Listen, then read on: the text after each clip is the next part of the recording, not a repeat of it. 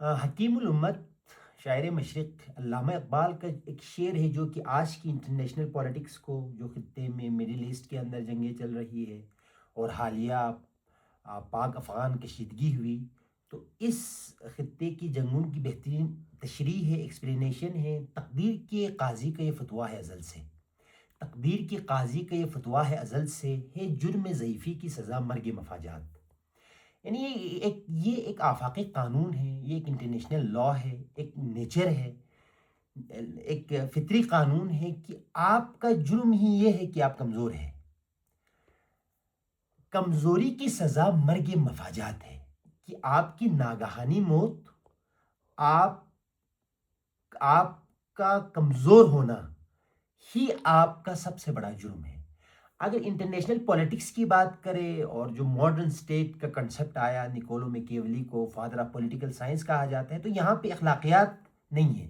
یہ طاقت کی جنگ ہے۔ ہم نے حالیہ وینزویلا کے اندر دیکھا کہ ٹرمپ صاحب نے ان کے سوورنٹی کو چیلنج کیا، ان کے صدر کو اریسٹ کیا، اور حالیہ ایران کے اندر ان کے سپریم لیڈر آیت اللہ خامنائی کو اسیسینیٹ کیا گیا، جس سے بہت سارے پورے خطے میں ایک جنگ چھڑی، اور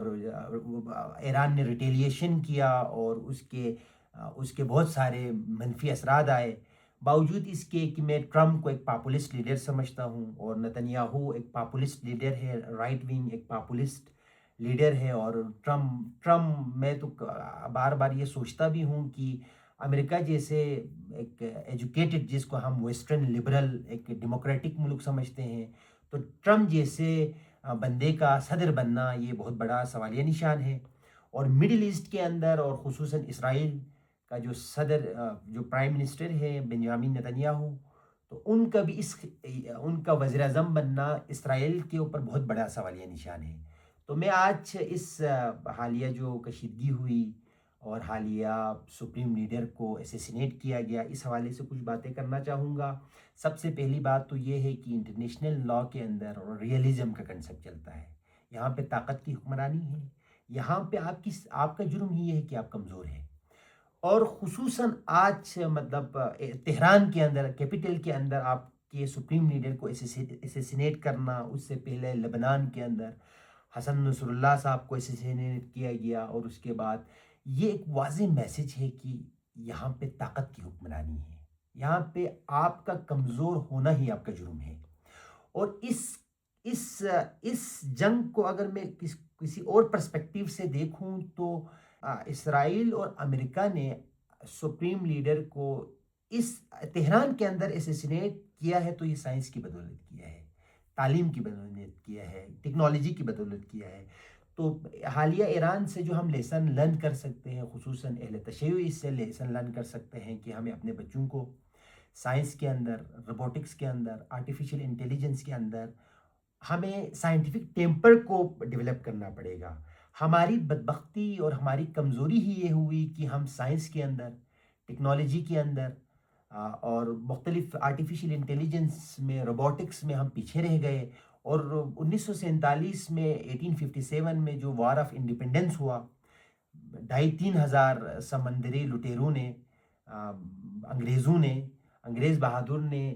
کئی کروڑ لوگوں پہ قبضہ کیا، تو اس سائنس کی بدولت ہے۔ تو سب سے پہلے تو اس حالیہ جو کشیدگی ہوئی، تو اس سے ہمیں جو لیسن لرن کرنا چاہیے، خصوصاً پاکستان کو، پاکستان کے لوگوں کو، خصوصاً اہل تشیع کو، خصوصاً سنی برادری کو، کیونکہ یہ ایک ایسا مسئلہ ہے، یہ مسلک یہ ان سے بالکل مبرہ ہے۔ یہ باوجود اس کے کہ آپ کے مطلب ڈائسنٹنگ ویو ہو سکتے ہیں، آپ کے ایران کے طرز حکومت پہ آپ کی اختلافات ہو سکتے ہیں، لیکن یہ اس بات کو ماننا پڑے گا کہ ایران نے جو مزاحمت کی ہے، جو سوویت یونین کے یہاں سے ٹوٹنے کے بعد جو سول سپر پاور امریکہ، جو کہ ایک میں سمجھتا ہوں کہ امریکہ کی اگر فارین پالیسی کو ہم بغور پڑھے، تو امریکہ نے عراق میں جو خون بہایا، ویتنام میں جو امریکہ نے کیا، خود پاکستان کے اندر اگر امریکہ چاہتے تو یہاں پہ ڈیموکریسی کو پروان چڑھاتے، یہاں کے حالات بہتر ہوتے۔ تو امریکہ، یہ مفادات کی دنیا ہے، امریکہ کیوں کرے؟ کیونکہ امریکہ نے اپنے مفادات کو پرسیو کرنا ہے۔ تو اس سے میں بہت سارے اس کو مختلف تھیوریٹیکل پرسپیکٹیو سے ہم دیکھ سکتے ہیں. تو سب سے پہلے تو یہ ہے کہ ہمیں سائنس اور ٹیکنالوجی میں، آرٹیفیشل انٹیلیجنس میں، روبوٹکس میں ایک سائنٹیفک ٹیمپر کو ڈیولپ کرنا پڑے گا. اور ہمیں، اگر آپ نے خصوصاً پاکستان نے، ایران نے، اگر اہل تشیع نے، سنی برادری نے، مسلمانوں نے، کیونکہ سپریم لیڈر کو اس طرح اسیسینیٹ کرنا، اس سے نہ صرف شیعہ برادری بلکہ تمام عالم اسلام کا دل دکھا.